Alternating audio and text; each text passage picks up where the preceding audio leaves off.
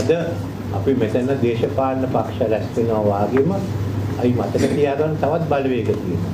සමුදා සංඝයා වහන්සේ විශාල සම්මලුවක් කැඳවලා තියෙනවා. බදාදා නීතිඥයෝ කැඳවලා තියෙනවා.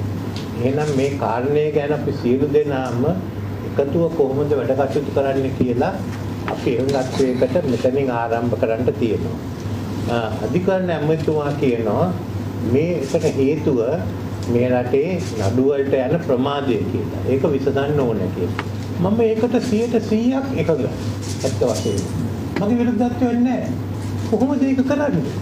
මොකද එතුමා කියලා තියෙනවා මේ රටේ තියෙනවා කියලා නඩු ලක්ෂ 11ක්.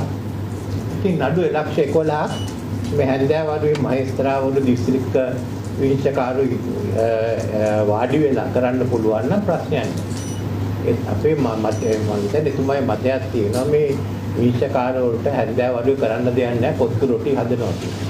අපි විතරයි දන්නේ ඒකට ඊළඟ දවසේ නඩුවට ලෑස්ති වෙන්න තියෙනවා කියලා. ඉතින් මේකට තියෙන්නේ නම් අපිට ආණ්ඩුවට උදව් කරන්න.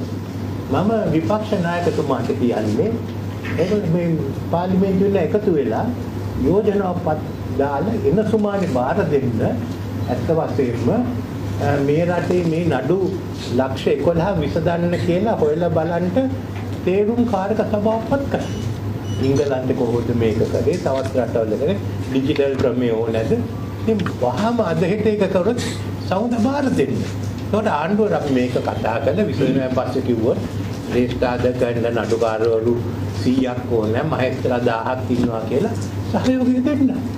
ඒකට ඉතින් මම කියන්නේ ඒක සහභාගී කරන ගම මේ යෝජන සමුදයට සකස් කරන්න මෙතනින් නම් අපේ මන්ත්‍රී කණ්ඩායමේ සමාජ අමතර මම නම් කියන්නේ අපේ GLPDC ප්‍රමුඛතුමාටත් කතා කරගෙන මේ වැඩ කටයුතු කරන්න. එතකොට පළවෙනි එක. ඒක නොකර කරනවා ඒක අහන්න ඕනේ මොකක්ද හදිස්සි. අපිටත් ඕනේ. මේ නඩු ටික අවුරුදු දෙකකින් තුනකින් අඩු කර ගන්න පුළුවන් නම් කොහොමද ඒක කරන්නේ කියලා.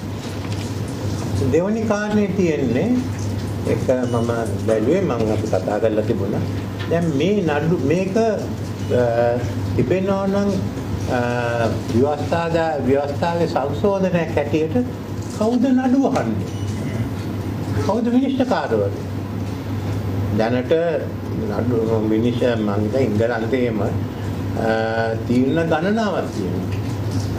ඩයිම් සර්කල් ග්‍රෑන්ඩ් ජන්ක්ෂන් කැනල් එකේ ඉඳන් අනික් වට මම වෙලාව නැහැ කතා කරන්නේ. ඒකත් හොඳට මේ GLPDC නැතුමා පැහැදිලි කරලා දෙයි. මේ හැම එකෙම තියෙනවා Tamanට වාසියක් ඉන්නවනම් නඩුවේ අහන්න බෑ කියලා. දැන් Tamanට අවුරුදු දෙකක් වැඩි වෙනවා නම් පඩිය තියෙනවා. පෙන්ෂන් එකට මේ පඩිය හම්බෙන්නේ. මෙතන ඉන්නේ පෙන්ෂන් නැති උනේ අය. එතන ඉන්නේ පඩිය වැඩි වෙනවා. ඒක ප්‍රශ්නයක් නෑ. වාහන හම්බ වෙනවා.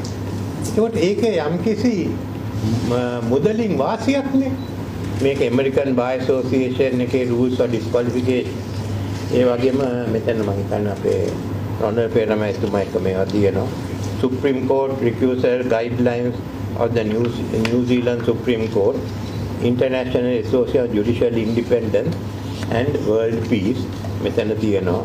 And comparative note on applicable standards and regulation recusals and self-declared judges.